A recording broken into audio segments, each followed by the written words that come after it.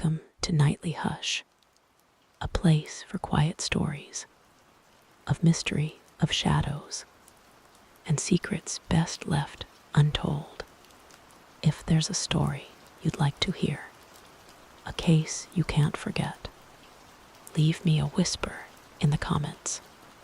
And if you'd like to drift off with me again tomorrow night, tap subscribe and let the night carry us somewhere new.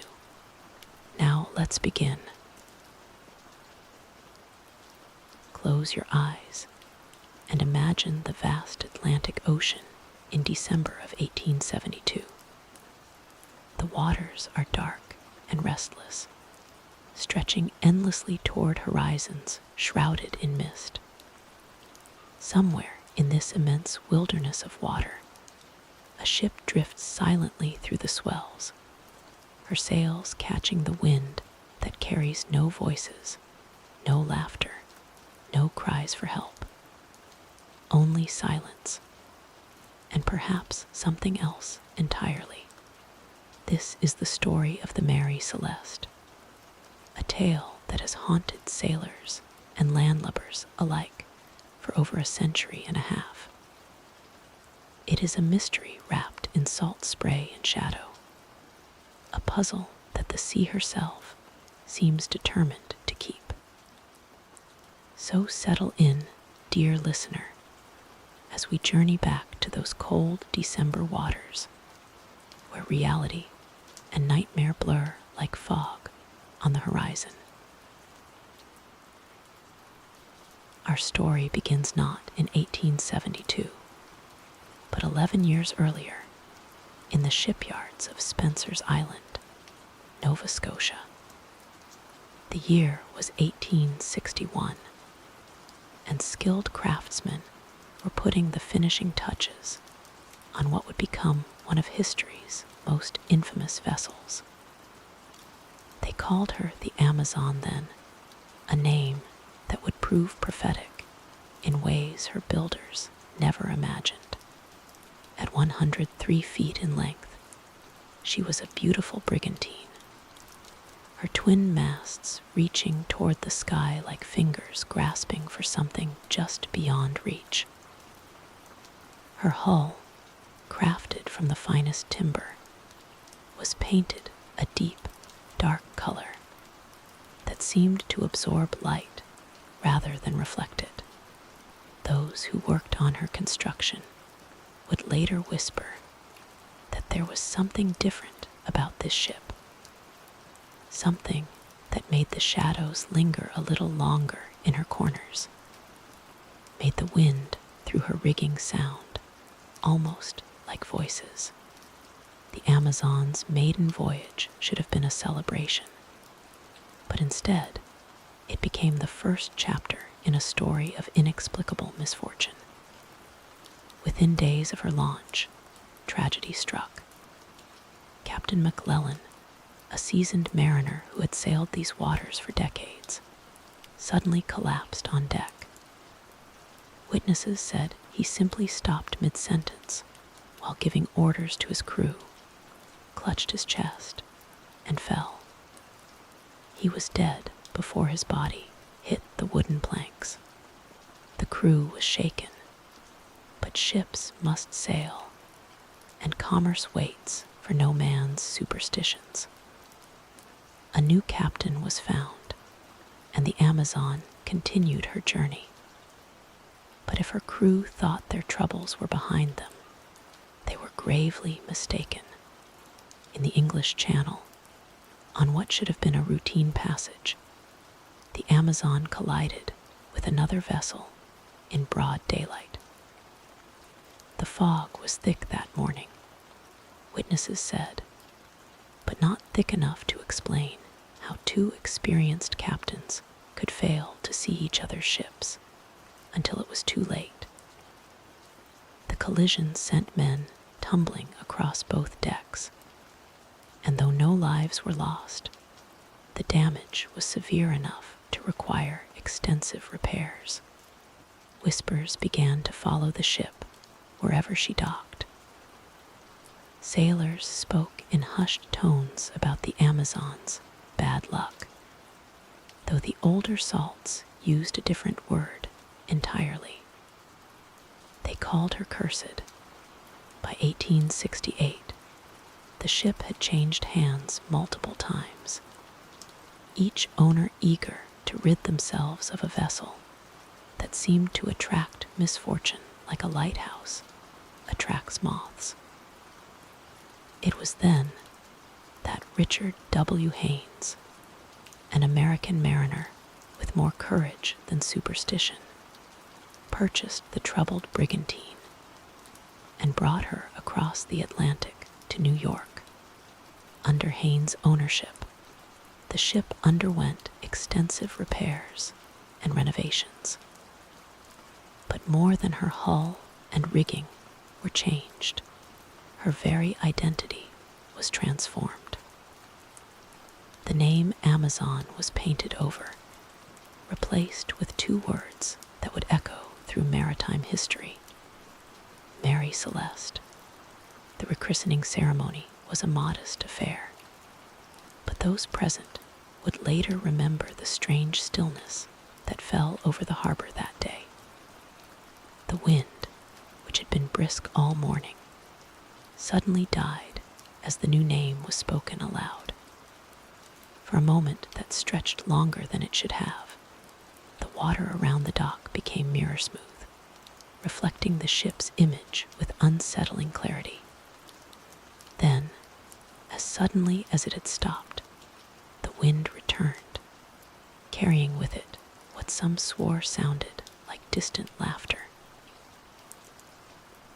Benjamin Spooner Briggs was not a man given to superstition. At 37 years old, he was the son of a sea captain and had been sailing since childhood. His weathered hands knew every knot. His experienced eyes could read the sky like a book, and his steady voice could calm the most frightened crew in the fiercest storm. If anyone could break whatever curse seemed to follow the Mary Celeste, it would be Captain Briggs. But perhaps the sea had been waiting for exactly such a man. Briggs was part owner of the Mary Celeste, having invested his life savings in the vessel. This wasn't just another voyage for him, it was his future, his family's security, their pathway to prosperity.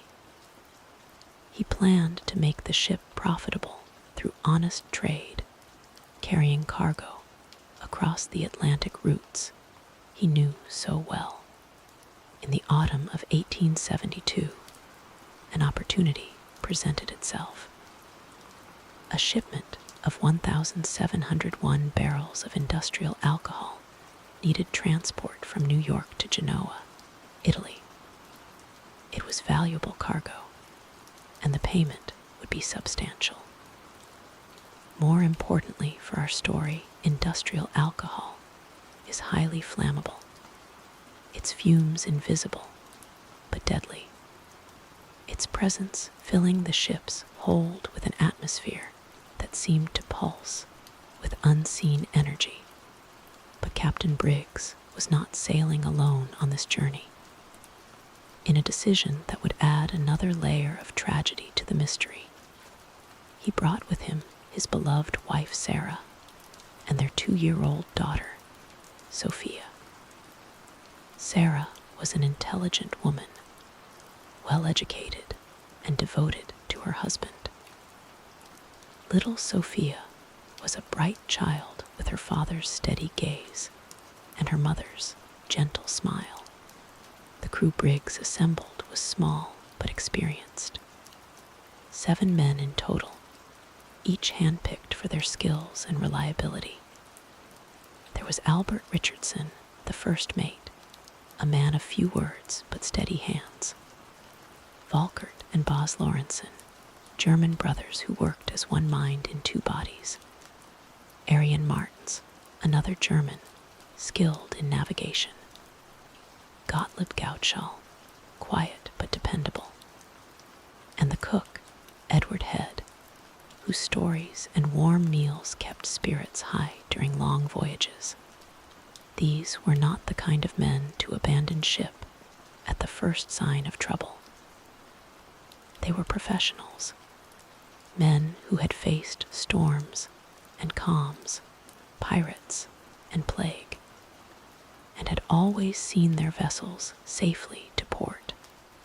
On November 7, 1872, as autumn was settling into the bones of New York Harbor, the Mary Celeste prepared for what should have been a routine voyage.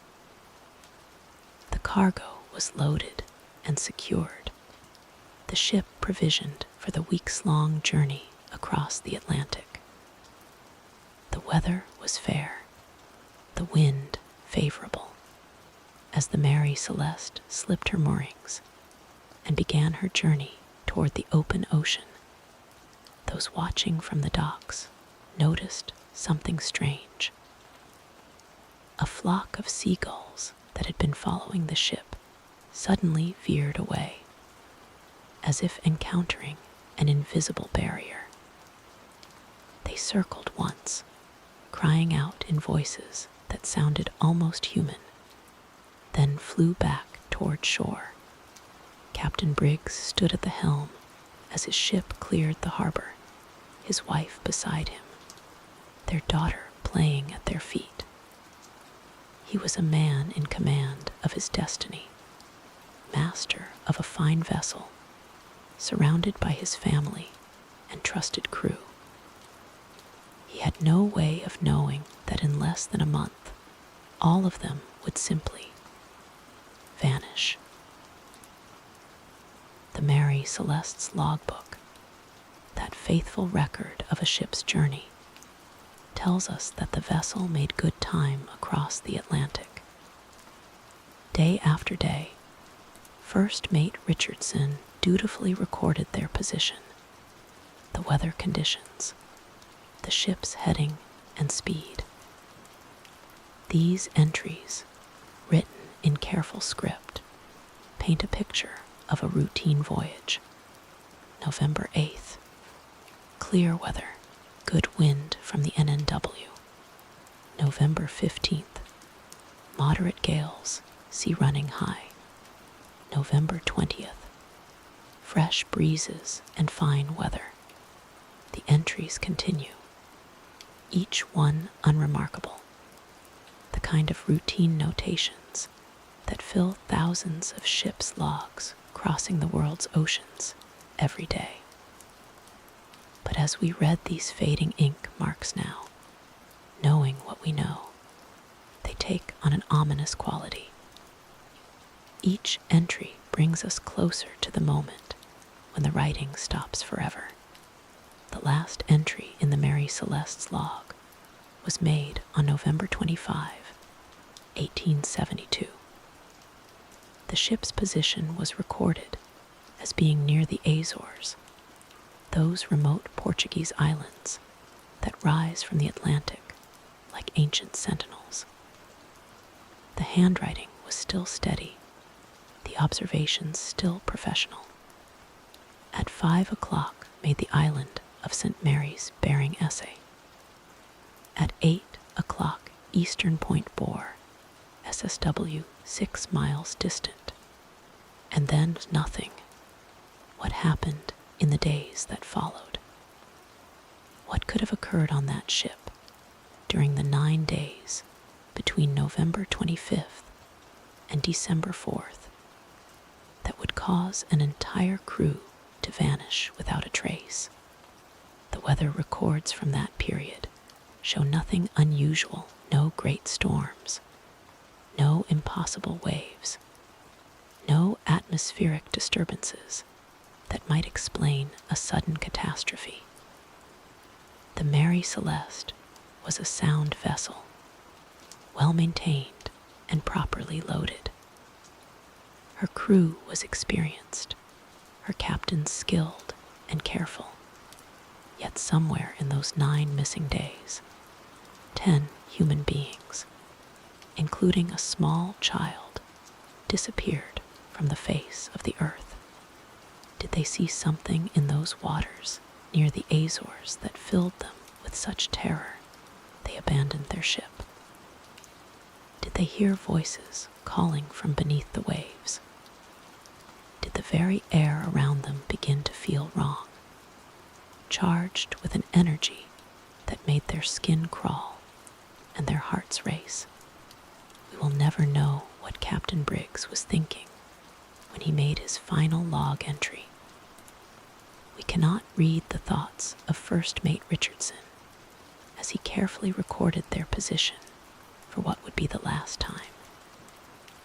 We cannot hear the last words spoken by Sarah Briggs to her husband, or the last laugh of little Sophia as she played on the deck of a ship that would soon become her tomb or her escape.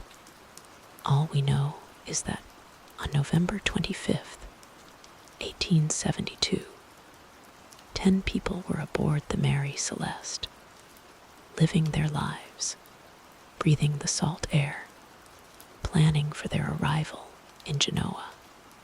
9 days later, the ship still sailed, but sailed alone.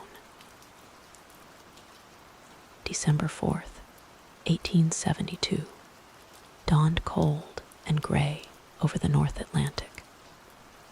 Captain David Morehouse of the British brigantine Dei Gratia was pushing his vessel through choppy seas, eager to make up time on their journey from New York to Gibraltar. The Dei Gratia was a merchant vessel like the Mary Celeste, and Morehouse was the kind of practical sea captain who had little patience for mysteries or superstitions. But the sea, it seems, had other plans for Captain Morehouse. It was around 1 o'clock in the afternoon when Oliver Devoe, the Dei Gratia's first mate, spotted something on the horizon. A ship sailing alone, her course erratic and strange. Through his spyglass, Devoe could see that the vessel's sails were partially set, but torn, flapping in the wind with the irregular rhythm of a broken wing. Captain Devoe called out, his voice carrying an edge of concern. "There's a vessel off the starboard bow, and something's not right about her." Morehouse took the glass and studied the distant ship. As they drew closer, he began to feel a chill that had nothing to do with the December air. The ship was sailing, but barely, drifting more than navigating. Her movements were those of a vessel without guidance, without purpose, without crew. "Do you recognize her?" Devoe asked. Morehouse studied the ship's lines, her rigging, the distinctive shape of her hull. A memory stirred. He had seen this vessel before, and recently. "My God," he whispered. "I believe that's the Mary Celeste." The name meant something to Morehouse. Both the Mary Celeste and the Dei Gratia had departed New York within days of each other. Morehouse knew Captain Briggs by reputation, a good man, a careful sailor, not the type to be caught off guard by weather or circumstance. As the Dei Gratia approached the Mary Celeste, the silence became oppressive. There were no figures on deck, no response to their calls, no sign of life whatsoever. The Mary Celeste continued her ghostly sail, as if guided by invisible hands. "Captain," one of the crew members called out, his voice tight with unease. "She's not answering our hails." Morehouse made a decision that would haunt him for the rest of his life. "Lower a boat," he ordered. "Mr. Devoe, take 2 men and board her. But be careful." The boarding party approached the Mary Celeste in their small boat, the only sounds being the creak of oars and the slap of waves against the hull. As they drew alongside the mysterious vessel, they could see that her sides were stained with what looked like rust or something else. Strange marks scored her rails, and her rigging hung loose in places, as if it had been cut. DeVoe was the first to climb aboard, his boots landing on the deck with a hollow thud that seemed to echo longer than it should have. The silence that greeted him was absolute, not the quiet of an empty ship, but something deeper, more profound. It was the silence of a place where terrible things had happened. "Hello," he called out, his voice swallowed by the emptiness. "Captain Briggs, anyone aboard?" No answer came back, not even an echo. The boarding party began their exploration systematically, though each step filled them with growing dread. The ship's galley showed signs of recent use. There were dishes still set out, food prepared but never eaten. In the captain's cabin, they found personal belongings undisturbed. Sarah Briggs' sewing basket, little Sophia's toys arranged neatly on a bunk. Captain Briggs' charts spread across his table, as if he had just stepped away for a moment. But it was in the cargo hold that they made the most unsettling discovery. The 1,701 barrels of industrial alcohol were still there, still properly secured. But 9 of them had been opened, their contents either evaporated or deliberately emptied. The air in the hold carried a sharp chemical smell that made the men's eyes water and their hearts race. More disturbing still was what they found beneath the main hatch. A makeshift sounding line, a rope with a piece of iron attached, had been rigged to measure the water in the ship's bilge.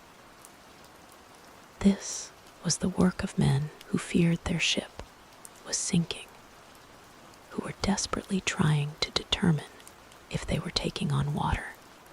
But the Mary Celeste was not sinking. She was seaworthy, sound, riding high in the water. Whatever had frightened her crew into rigging that sounding line, it was not the reality of a sinking ship. The ship's only lifeboat was missing, as were the navigation instruments, the chronometer and sextant that would be essential for survival at sea. This suggested that the crew had not simply vanished into thin air, but had deliberately abandoned ship, taking with them the tools they would need to navigate to safety. But why? What could have driven experienced sailors to abandon a perfectly sound vessel in the middle of the Atlantic Ocean? DeVoe completed his search as quickly as possible, eager to escape the oppressive atmosphere of the empty ship. When he returned to Captain Morehouse, his face was pale and his hands were shaking. "She's deserted, Captain," he reported. "Everyone's gone. But there's no sign of violence, no indication of what happened to them." Morehouse stared at the Mary Celeste, now drifting nearby like a nautical ghost. The practical side of his nature recognized an opportunity. The ship and her cargo were valuable, and maritime law entitled whoever brought her to port to a substantial salvage fee. But the sailor in him, the part of his soul that had been shaped by years at sea, whispered warnings about ships that sailed without crews and mysteries that had no answers. In the end, practicality won. Morehouse ordered a skeleton crew aboard the Mary Celeste to sail her to Gibraltar, where the proper authorities could investigate the mystery.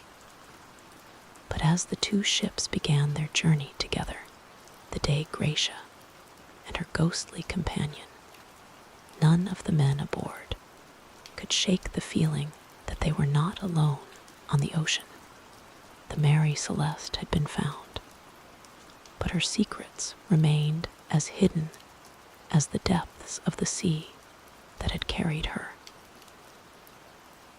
News of the Mary Celeste's discovery spread through the maritime world like wildfire, and with it came theories, dozens of them, each attempting to explain the inexplicable. Some were grounded in science and maritime experience. Others ventured into realms where reason fears to tread. The most logical explanation centered on the ship's dangerous cargo. Industrial alcohol, 1,701 barrels of it, stored in the hold of a wooden ship crossing rough Atlantic waters. The alcohol was contained in barrels made of red oak, a wood more porous than the preferred white oak. Could the fumes have been building up, creating an atmosphere so volatile that the crew feared an explosion? Maritime experts noted that industrial alcohol produces invisible vapors that can suddenly ignite, turning a ship into an inferno in seconds. Perhaps Captain Briggs, smelling the sharp chemical odor in the hold, had ordered everyone into the lifeboat temporarily, intending to let the ship air out before reboarding. A sudden squall could have separated the lifeboat from the Mary Celeste, leaving the crew to perish in the vast Atlantic while their ship sailed on alone. But this theory, logical as it seemed, had flaws. If the crew had been driven off by fumes, why were there no scorch marks, no signs of fire or explosion? Why was the cargo still largely intact? And why would an experienced captain like Briggs abandon his ship entirely, rather than simply opening the hatches to ventilate the hold? Others suggested that the crew had panicked, believing the ship was sinking. The makeshift sounding line found in the hold supported this theory. Perhaps they had encountered rough weather and feared the Mary Celeste was taking on water faster than they could pump it out.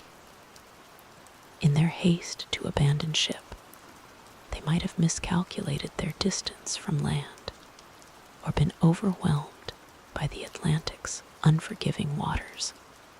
Yet the Mary Celeste had been found in good condition, riding high and stable. For experienced sailors to so completely misjudge their ship's seaworthiness seemed almost impossible. More sinister theories emerged from the darker corners of maritime speculation. Mutiny, some suggested.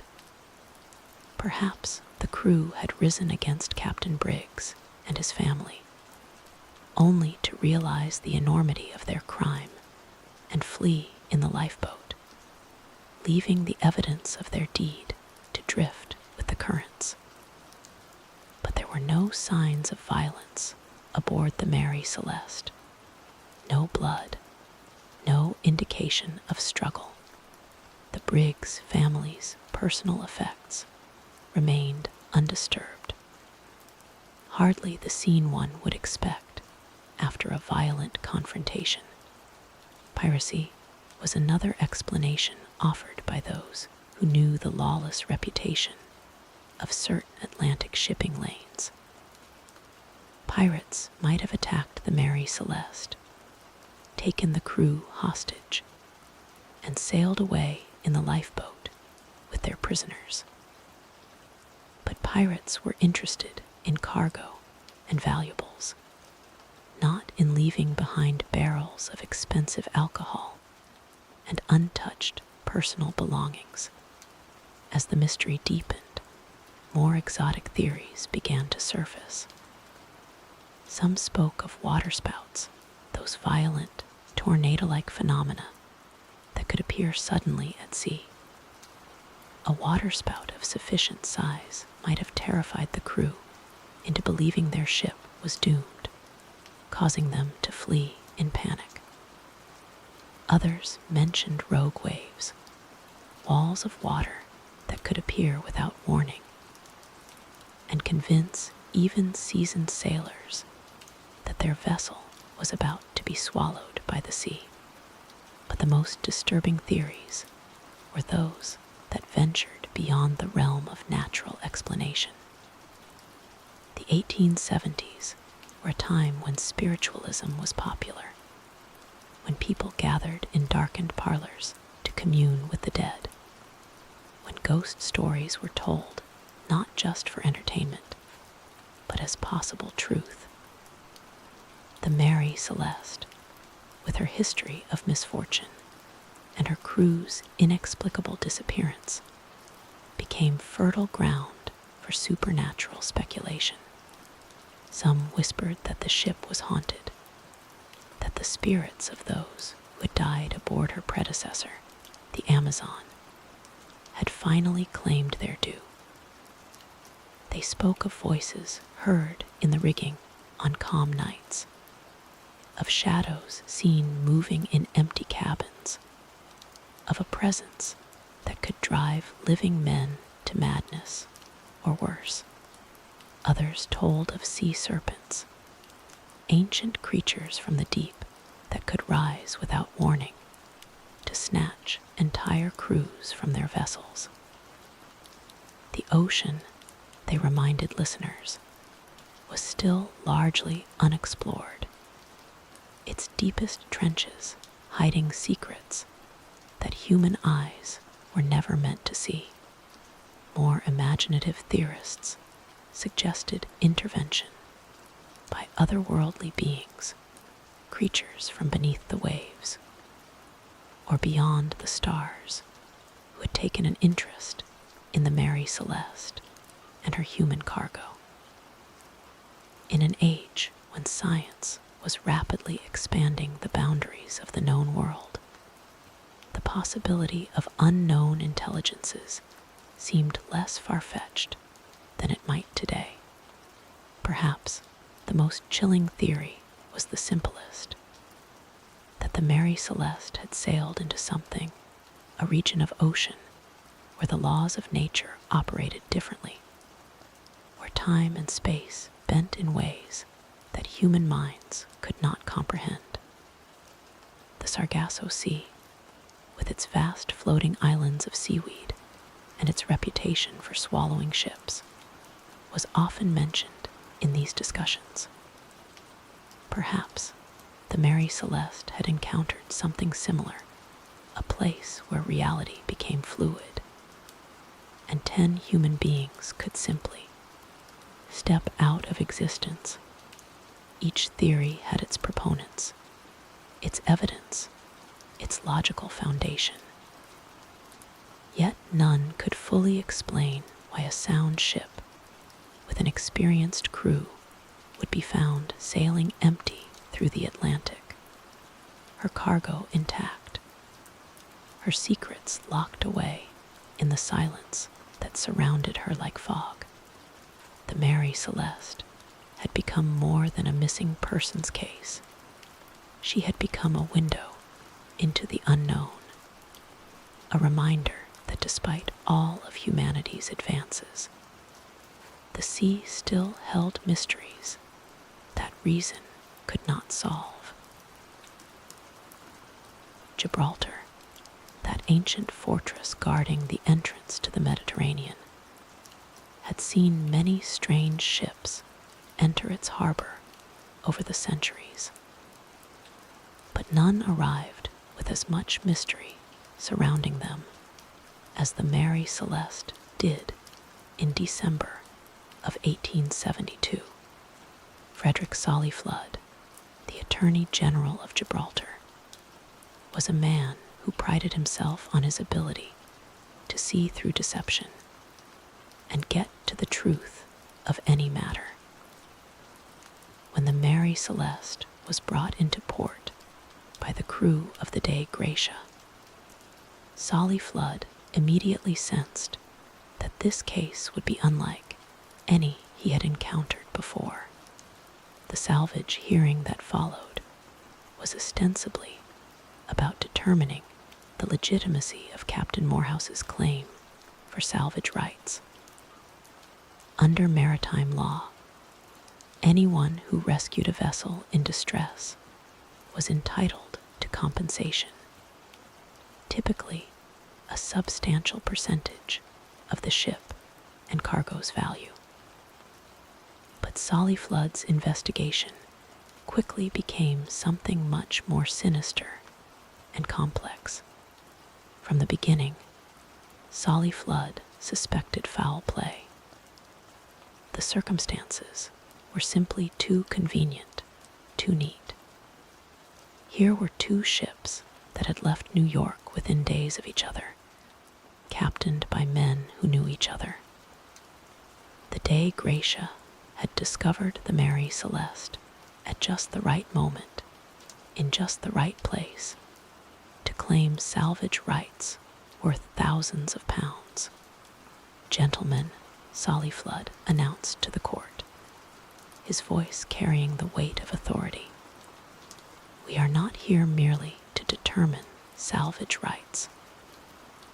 We are here to investigate what may be one of the most heinous crimes ever committed upon the high seas." The investigation began with a thorough examination of the Mary Celeste herself. Every inch of the ship was scrutinized, every suspicious mark catalogued and analyzed. And there were marks, strange cuts on the ship's rails that looked as if they had been made by an axe, stains on the deck that could have been blood, damage to the rigging that suggested violence. Solly Flood was particularly intrigued by what he believed to be sword cuts on the wooden rails of the ship. In his mind, these were evidence of a fierce battle, possibly between the crew and attackers, or perhaps between the crew members themselves in a violent mutiny. The fact that some of the cargo barrels had been opened only reinforced his suspicions. Clearly, the alcohol had been used to fuel whatever violent confrontation had taken place. The crew of the Dei Gratia found themselves under intense scrutiny. Captain Morehouse, who had expected to be rewarded for his good deed in rescuing the Mary Celeste, instead found himself treated as a suspect in what Solly Flood increasingly believed was a case of murder and fraud.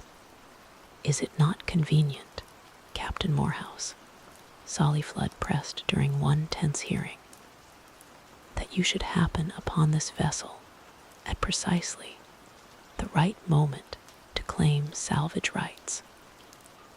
Is it not suspicious that you knew Captain Briggs personally, that your ships departed New York so close together? Morehouse, an honest sailor who had only tried to do his duty, found himself defending not just his actions, but his very character. The suggestion that he might have conspired to murder the Briggs family and the Mary Celeste's crew was both absurd and deeply offensive." "Sir," Morehouse replied, his voice steady despite his anger, "I have sailed these waters for 20 years without a mark against my character. The suggestion that I would participate in such a heinous act is not only false, but deeply insulting to my honor as a British sea captain. As the investigation continued, however, Solly Flood's dramatic theories began to unravel.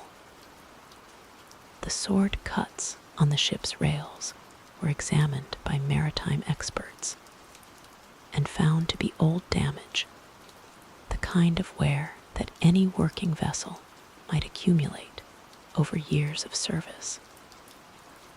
The stains that had looked so much like blood were revealed to be rust and seawater.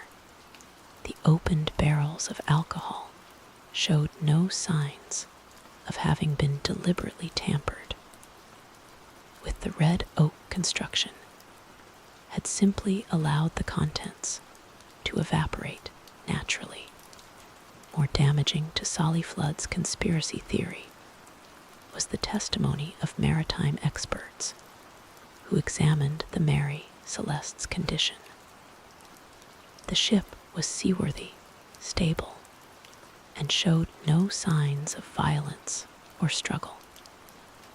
Her cargo was valuable and largely intact, hardly what one would expect if pirates or mutineers had been involved. Perhaps most telling was the careful examination of the ship's papers and logbook. Every entry was in order, written in the careful hand of First Mate Richardson, right up until November 25th. There were no signs of forgery, no indication that the log had been altered to conceal a crime. As the weeks passed, and witness after witness testified, a different picture began to emerge. Rather than the scene of a violent crime, the Mary Celeste appeared to be the victim of some inexplicable circumstance that had caused her crew to abandon ship voluntarily. But what that circumstance might have been remained as mysterious as ever. The investigation also revealed disturbing details about the ship's history. The series of accidents and misfortunes that had plagued her from her days as the Amazon were brought to light, painting a picture of a vessel that seemed to attract tragedy. Several witnesses testified to strange occurrences aboard the ship, unusual sounds in the night, equipment that failed for no apparent reason, an atmosphere that made even experienced sailors uneasy. There was something about that ship, testified one sailor who had served briefly aboard the Mary Celeste in 1871. The way shadows fell in her corners, the way the wind sounded different in her rigging. The crew never spoke of it directly, but we all felt it. Something was wrong with her. Such testimony was dismissed by Solly Flood as sailor superstition, but it added another layer of mystery to an already baffling case. Was the Mary Celeste simply an unlucky ship? Or was there something more sinister at work?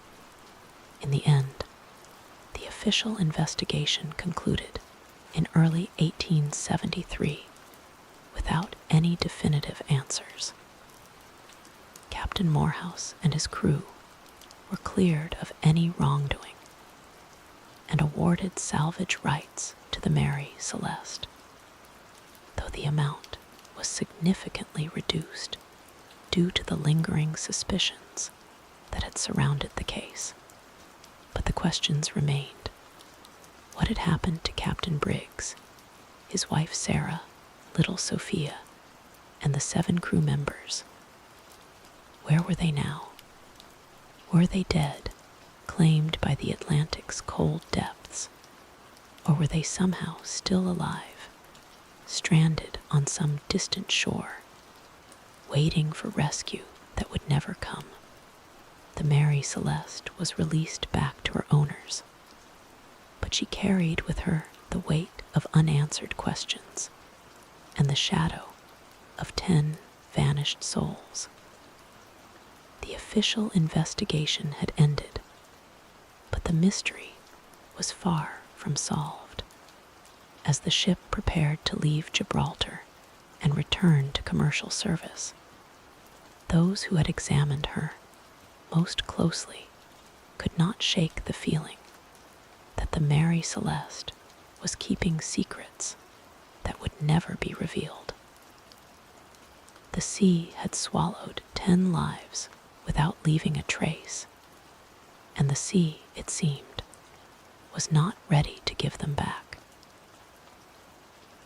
The Mary Celeste left Gibraltar in 1873, a different ship than she had been when she arrived. The mystery of her crew's disappearance had made her famous, or perhaps infamous, throughout the maritime world. Sailors spoke her name in hushed tones, and superstitious crews sometimes refused to serve aboard her. She had become more than just a vessel. She had become a legend, a floating reminder of the sea's darker mysteries.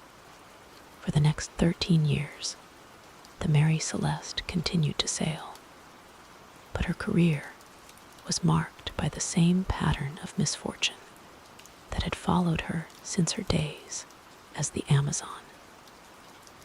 Owners came and went, each one hoping to make their fortune with the infamous ship, each one eventually discovering that the Mary Celeste seemed to resist all efforts at profitable operation.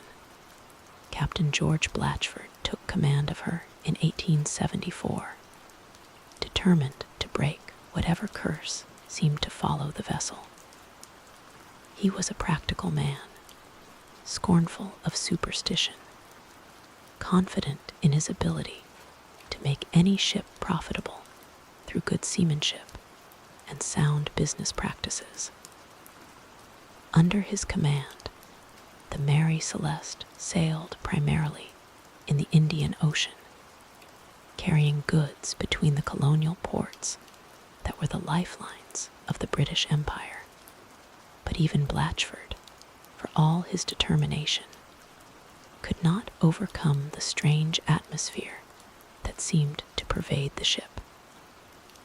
His crews were constantly on edge, reporting strange sounds in the night, footsteps on deck when all hands were accounted for, voices calling from empty cabins, the sound of a child's laughter echoing from the hold where little Sophia Briggs had once played. "I don't believe in ghosts, sir," one sailor told Blatchford after requesting to be put ashore at the next port. "But there's something aboard this ship that doesn't belong to the world of the living." Blatchford tried to dismiss such talk as sailors' nonsense, but he too began to notice things that defied rational explanation. Equipment would fail for no apparent reason. The ship's compass would spin wildly for minutes at a time before settling back to its proper heading. And sometimes, in the quiet hours before dawn, he would hear what sounded like a woman singing softly, a lullaby that seemed to come from the cabin where Sarah Briggs had once slept with her daughter. Financial difficulties plagued every venture involving the Mary Celeste. Cargoes that should have been profitable were mysteriously damaged in transit. Delivery schedules that should have been easily met were disrupted by equipment failures and unexpected delays. By 1879, Blatchford was forced to sell the ship. his dreams of maritime success dashed against the rocks of whatever force seemed to govern the Mary Celeste's destiny. The ship passed through several more owners during the 1880s, each one attracted by her relatively low price and solid construction, each one eventually driven away by the accumulating evidence that the Mary Celeste was no ordinary vessel. Accidents followed her like shadows, crew members injured in falls that should have been impossible, cargo mysteriously shifting in calm seas, and always the reports of strange phenomena that rational men struggled to explain. But it was the psychological effect of the ship that proved most disturbing to those who sailed aboard her. Even the bravest sailors reported feeling watched when they were alone on deck, as if invisible eyes were following their every movement. The silence aboard the Mary Celeste was different from the normal quiet of a well-run ship. It was heavy, oppressive, filled with an expectancy that made men's nerves fray and their tempers short. Some claimed to have seen figures moving in their peripheral vision: a tall man in a captain's uniform, a woman in a long dress, a small child playing in corners where no child should be. These sightings were always brief, always at the edge of perception, but they were reported so consistently by different crews that even skeptical captains began to take notice. By 1885, the Mary Celeste's reputation had become so notorious that she was virtually unemployable. No respectable shipping company would charter her. No experienced crew would sign aboard her willingly. She had become a pariah of the maritime world, avoided by those who made their living from the sea. It was then that Gilman C. Parker entered the story, a man whose moral character was as tarnished as the Mary Celeste's reputation. Parker was a ship's captain, but one who had fallen far from the honorable traditions of his profession. Faced with mounting debts and dwindling opportunities, he saw in the Mary Celeste not a cursed vessel, but a chance to solve his financial problems through fraud. Parker's plan was simple but criminal. He would load the Mary Celeste with worthless cargo, damaged goods, worthless timber, anything that could be made to look valuable on paper.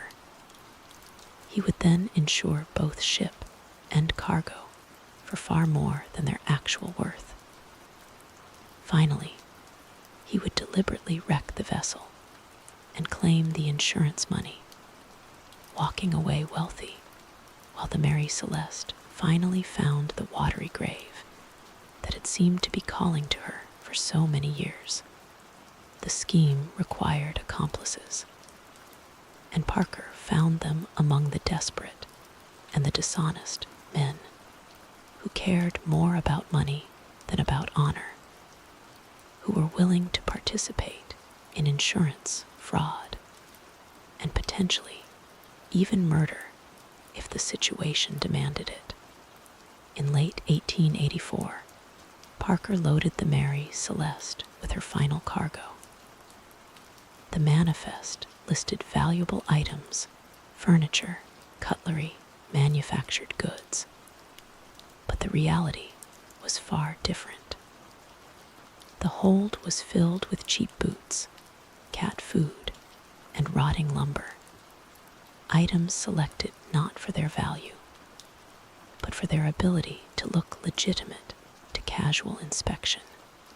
The insurance policy Parker purchased was substantial $25,000, a fortune in 1884 currency. The Mary Celeste, which had been purchased for a fraction of that amount, was about to become more valuable dead than alive. But as Parker and his conspirators prepared for their final voyage, strange incidents began to occur with increasing frequency. Equipment that had been working perfectly suddenly failed. Crew members reported nightmares so vivid and terrifying that they begged to be put ashore. The weather, which had been favorable when they departed, turned ominous, with clouds gathering in patterns that seemed almost deliberate.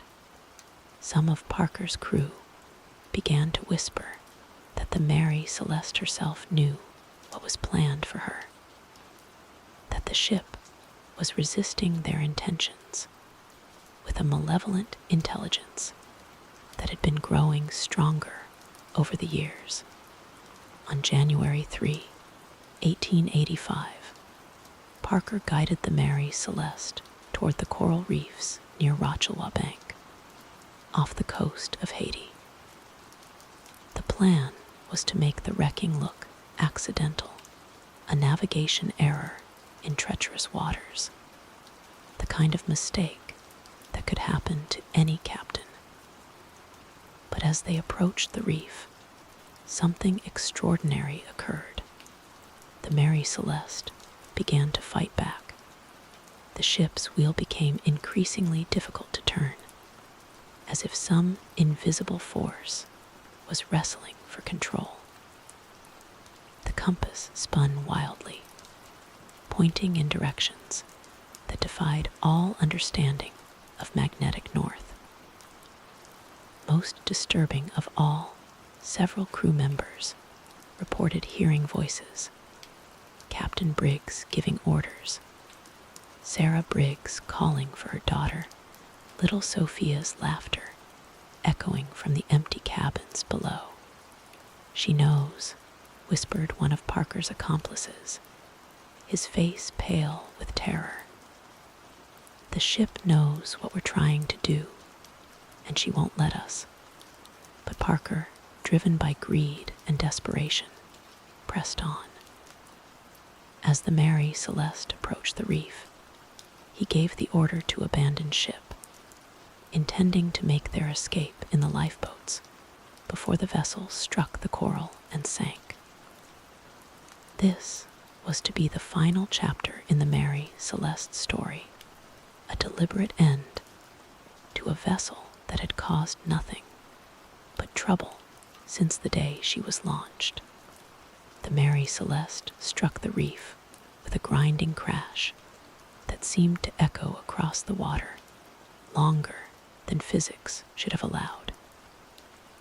But even as she settled onto the coral, listing to one side as water filled her hold, the ship seemed defiant. Her masts remained upright, her hull intact enough that she did not sink completely.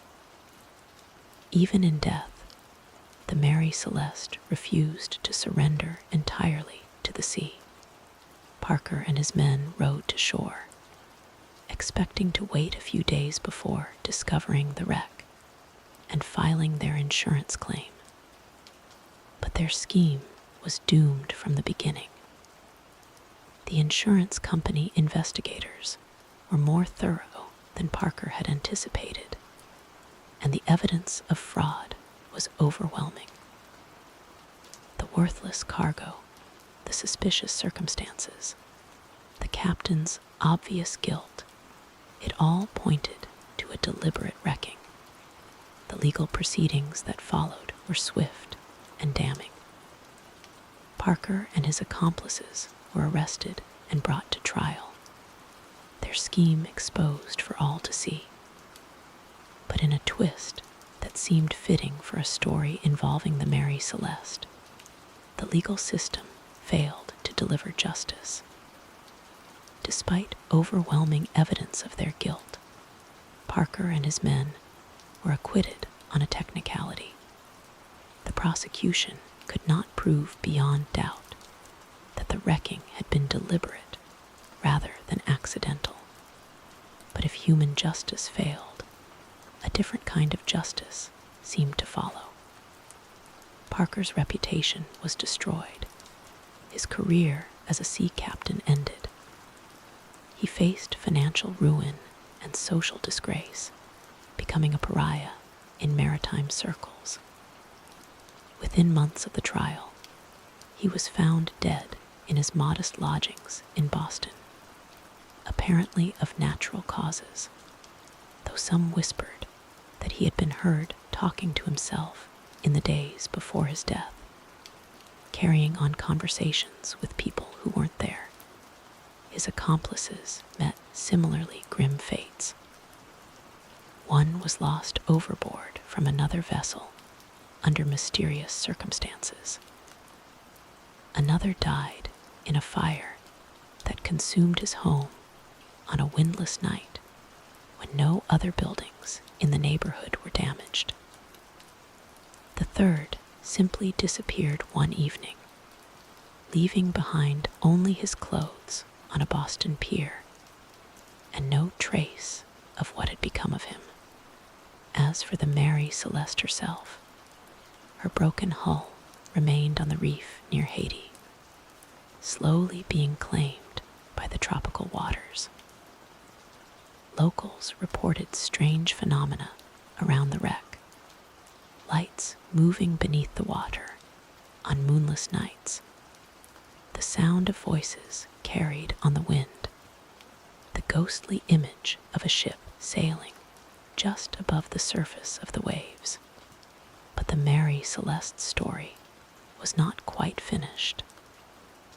Over the years that followed, her legend grew. Writers and journalists seized upon the mystery, embellishing the facts with dramatic flourishes that made the story even more compelling. The tale of the ghost ship found sailing empty through the Atlantic became one of the most famous maritime mysteries in history. Some claimed that the Mary Celeste still sailed the oceans, that she had been seen by other vessels, still carrying her phantom crew on an endless voyage. Others insisted that the spirits of Captain Briggs, his family, and his crew were trapped aboard the vessel, doomed to repeat their final moments for eternity. And perhaps they were right.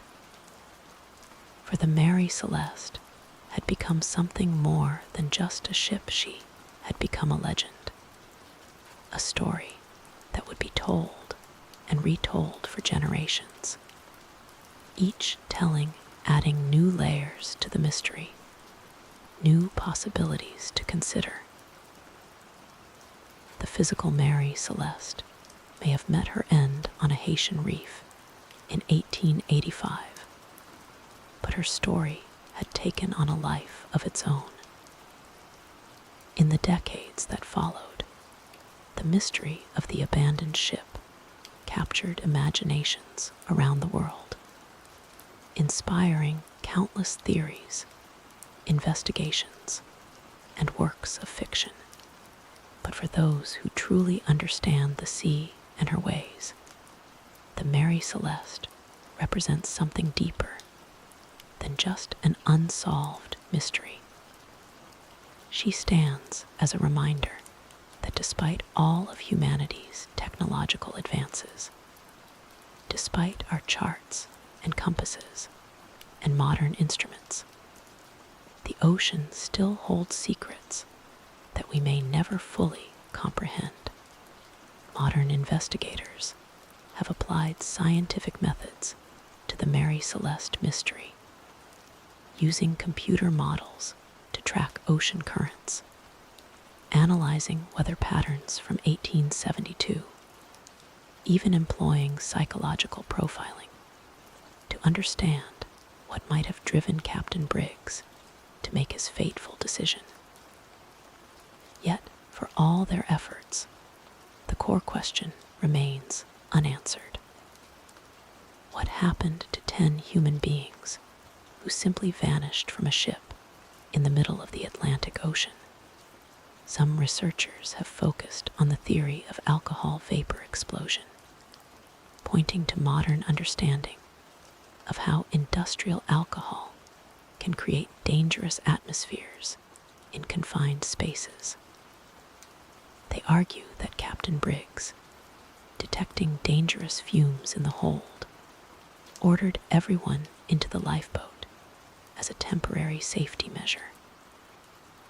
A sudden squall could have separated the boat from the ship, leaving the crew to perish, while the Mary Celeste sailed on without them. Others have examined the ship's cargo more closely, noting that the red oak barrels used to store the alcohol were more porous than the preferred white oak. They suggest that natural evaporation created fumes that built up over the weeks-long voyage, eventually reaching levels that posed a real explosion risk. The 9 empty barrels found when the ship was discovered could support this theory. Psychological explanations have also been proposed. The stress of commanding a ship carrying dangerous cargo, combined with the responsibility of protecting his wife and young daughter, might have caused Captain Briggs to make an error in judgment. Fear can make even experienced sailors act irrationally, abandoning a sound ship for the uncertain safety of a small lifeboat in rough seas. But all these rational explanations, compelling as they may be, fail to account for some of the more disturbing aspects of the Mary Celeste mystery. The ship's long history of misfortune, beginning with her days as the Amazon, suggests a pattern that goes beyond mere coincidence. The strange phenomena reported by her various crews over the years paint a picture of a vessel that was somehow different from ordinary ships. And then there are the reports that persist to this day, sailors who claim to have seen the Mary Celeste still sailing the Atlantic, her ghostly form appearing on calm nights when the boundary between the world of the living and the realm of the beyond grows thin. These sightings are dismissed by skeptics as hallucinations or misidentifications, but they continue with remarkable consistency. In 1969, a cargo ship captain reported seeing a 2-masted brigantine sailing in waters off the Azores, not far from where the Mary Celeste was found nearly a century earlier. The vessel appeared to be sailing against the wind, he reported, and when he attempted to make radio contact, there was no response. As his ship drew closer, the mysterious vessel simply faded away, like morning mist touched by sunlight.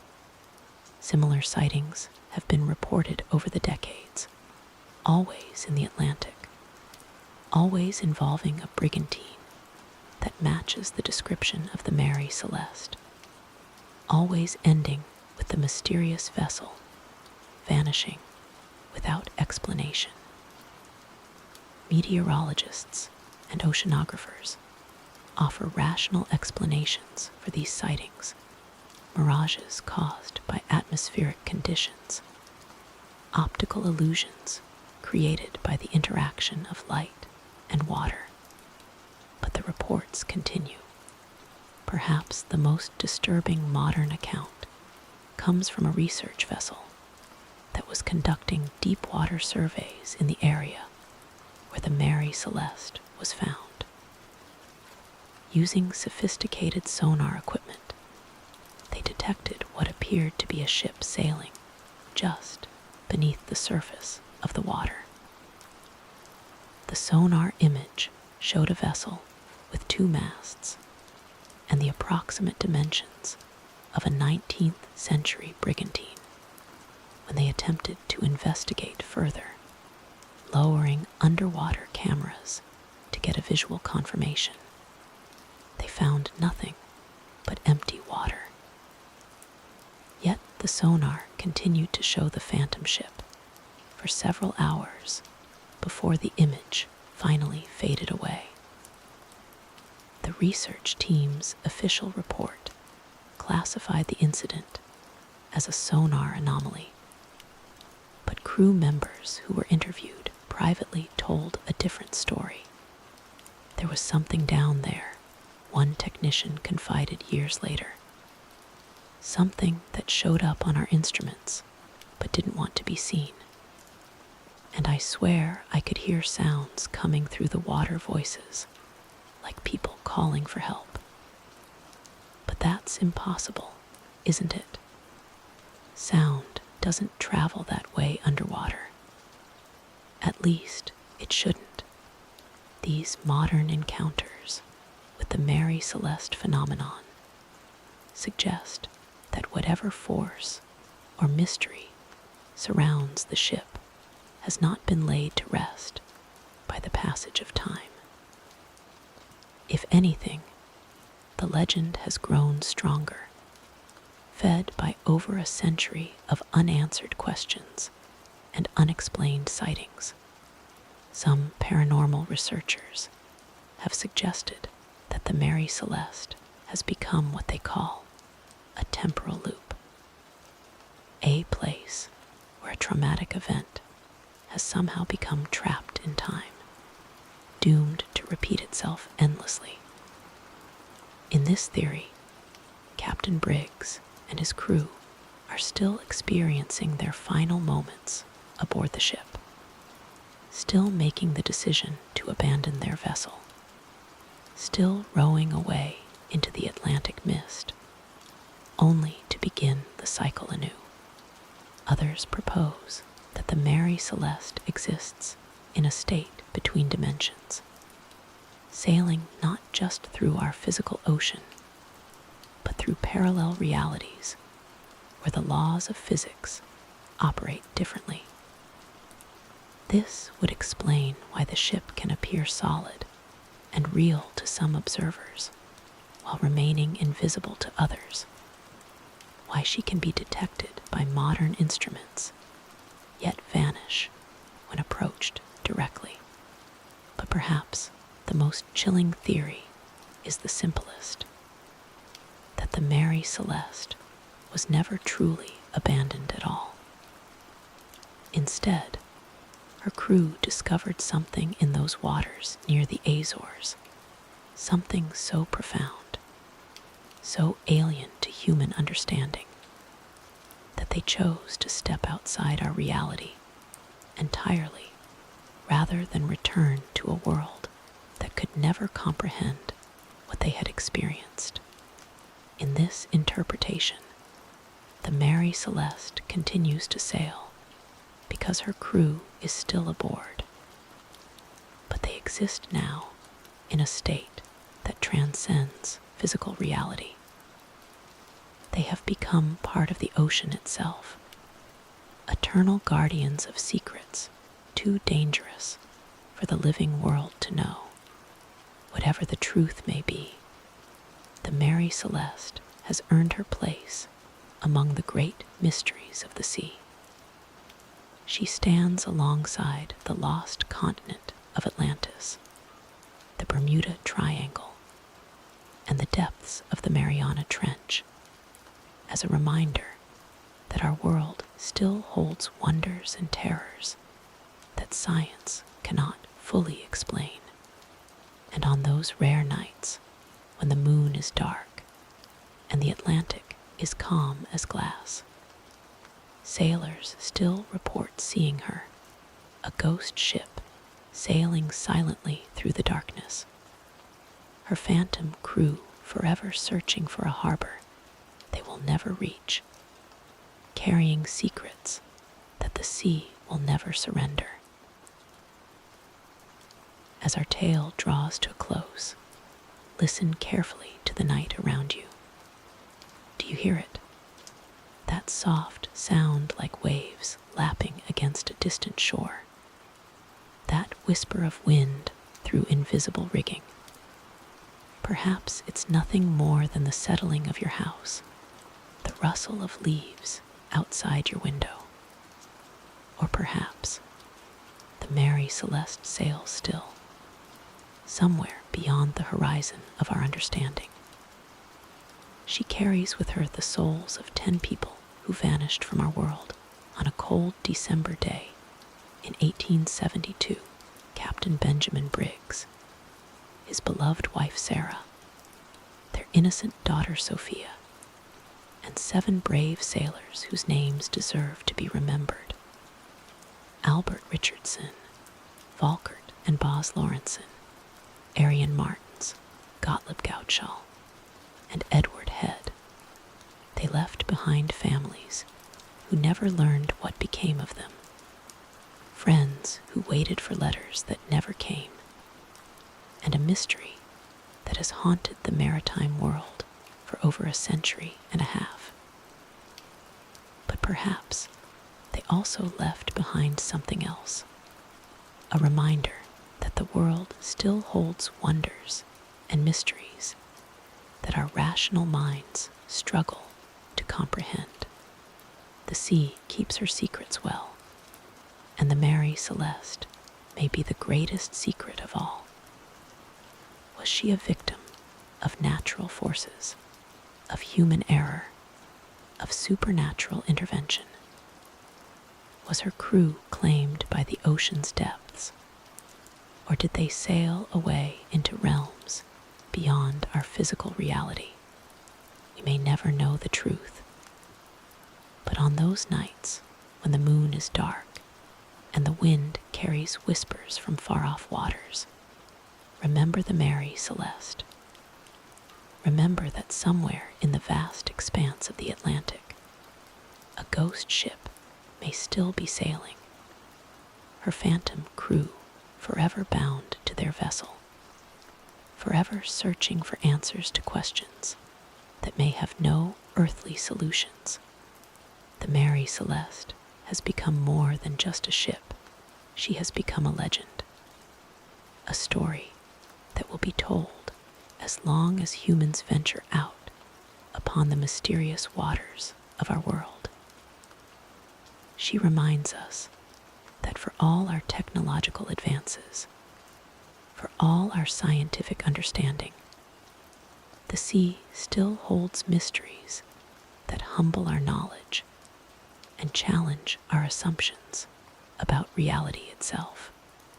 And so, as you drift off to sleep, let your dreams carry you to those cold Atlantic waters of December 1872. Picture a ship sailing silently through the darkness, her sails filled with wind that comes from no earthly source, her deck walked by feet that cast no shadows. Listen for the sound of a woman singing a lullaby to her child, the voice of a captain calling orders to a crew that exists between the worlds of the living and the dead. The Mary Celeste sails on, eternal and mysterious, carrying her secrets into the endless night of the sea. And perhaps, in the realm of dreams and shadows, where all mysteries find their home, she carries us with her, passengers on a voyage that began over a century ago and may never truly end. Sleep well, and may your dreams be touched by the mystery of the Mary Celeste, the ghost ship that still sails the oceans of our imagination, forever bound to the sea that claimed her, forever searching for a harbor in the realm of the unknown.